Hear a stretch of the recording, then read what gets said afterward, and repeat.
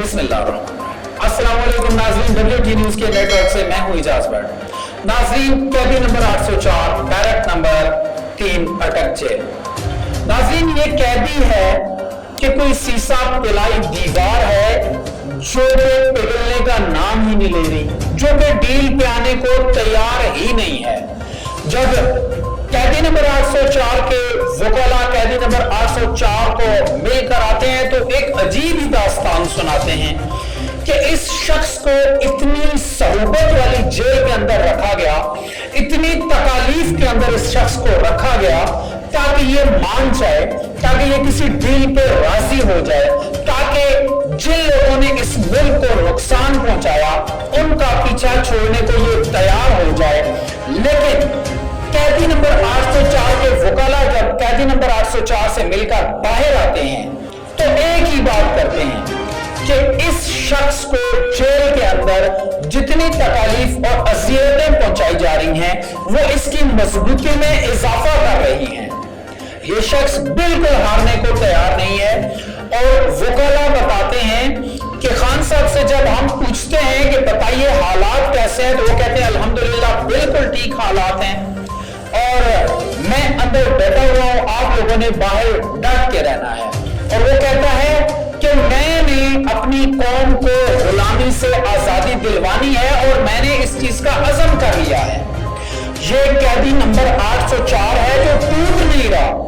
असल में कैदी नंबर 804 का इरादे की पुख्तगी की मजबूती की जो वजह है वो यही है कि उसका अपने अल्लाह ताला पे ईमान है कि कहते हैं ना सांच को आंच नहीं, तो इस चीज पे उसका ईमान है, उसका भरोसा है अल्लाह ताला की जात के ऊपर कि एक ना एक दिन उसे जरूर कामयाबी मिलेगी और अपनी कौम को वो एक अजीम कौम बनाएगा।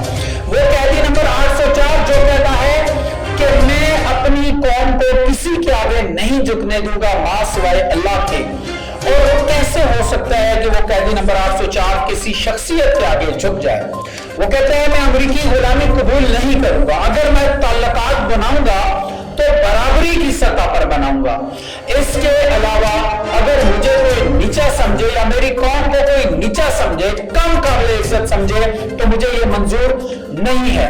वकला बताते हैं कि कैदी नंबर 4 के चेहरे पर किसी किस्म की कोई टेंशन और कोई परेशानी नहीं है। उसे अल्लाह रब्बुल इज्जत के बाद अपने लोगों से, अपनी कौम से पूरी उम्मीद है। वो कहता है कि मेरी कौम जाग चुकी है।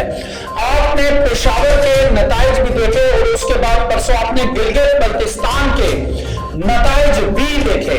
कैदी नंबर 804 जेल के अंदर है लेकिन उसके लोग उसके हक में आवाज उठा रहे हैं और ये लोग डरे हुए हैं। जो मौजूदा हालात हैं, एक कैंपेन चलाई गई उसकी पार्टी को खत्म करने के लिए, लोग डरे हुए हैं लेकिन लोग उस वक्त का इंतजार कर रहे हैं जिस वक्त वो अपनी ताकत का सही इस्तेमाल कर सकें। और वो सही वक्त उन्हें वही नजर आता है कि जब उन्हें वोट का हक दिया जाएगा। अब वोट का हक जहां जहां भी कैदी नंबर 804 के सपोर्टर्स को मिलता है तो भरपूर तरीके से अपना वो हक इस्तेमाल करते हैं और पूरी दुनिया को बताते हैं कि इस मुल्क के अंदर अगर किसी के ऊपर यकीन है तो अल्लाह रब्बुल इज्जत की जात के बाद इमरान खान की जात पे यकीन भी है और भरोसा भी है। और यही इस कौम का जो अज़म और भरोसा है, ये अज़म और भरोसा कैदी नंबर 804 को किसी भी किस्म की डील से दूर रहने की तलकीन करता है और हर तरह की डील से दूर रखता है। इसी अमल से, उसकी कौम के इसी अमल से कैदी नंबर 804 का हौसला बढ़ता है और वो पूरे हौसले के साथ एक मजबूत चट्टान भर के जेल की दीवारों और सुलाखों के पीछे खड़ा हुआ है, वो डटा हुआ है और उसकी कौम इंतजार कर रही है कि वो कौन सा लम्हा आएगा जो अपनी वोट का वो सही इस्तेमाल करेंगे, अपनी वोट का हक इस्तेमाल करते हुए अपनी मुल्क के अंदर जो जमहूरियत है उसे बेहतर सतह पर उस्तवार कर सकेंगे। नाज़रीन, मैं आपको बताता चलूं कि जो कौमी असेंबली जब तहलील हुई है तो वो सदर मुमलिकत के दस्तखत से तहलील हुई है अपनी मुद्दत से पहले।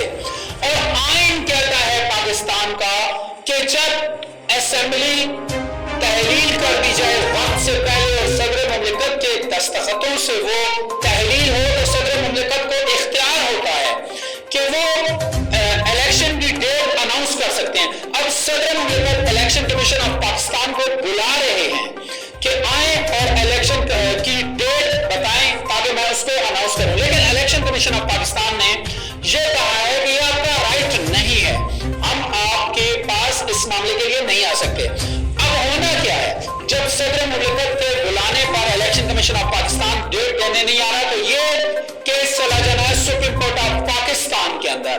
अब सुप्रीम कोर्ट ऑफ पाकिस्तान के जो चीफ जस्टिस है उमर अताब बिंदियाल, वो तो 16 तारीख को रिटायर होने जा रहे हैं, उनका तो टेन्योर खत्म होने जा रहा है। लेकिन उसके बाद काजी फायज ईसा आ रहे हैं। अच्छा, काजी फायज ईसा का ट्रैक रिकॉर्ड बताता है कि काजी फायज ईसा ने हमेशा कानून और आइन के तहफ्फुज़ के लिए जंग लड़ी है, वो हमेशा कानून और आइन के साथ खड़े रहे, उनका ट्रैक रिकॉर्ड बताता है। उन्होंने कभी भी ऐसा कोई फैसला नहीं किया जो आइन और कानून के मुताबिक ना हो, या कोई ऐसा फैसला जिसमें आइन और कानून गलत होता हो। अब कौमी असेंबली के अंदर हुकूमत ने कानून तो पास कर लिए, लेकिन आइन जो है वो कानून के ऊपर होता है। अब आइन में तब्दीली करने के लिए इन्हें 2/3 अक्सरियत चाहिए थी जो इनके पास थी कोई, तो इसलिए वो सदर मुमलिकत के बहुत सारे इख्तियारात हज़फ करने से तो इसलिए वो सदर मुमलिकत के बहुत सारे इख्तियारात हैं वो उनसे नहीं ले सके।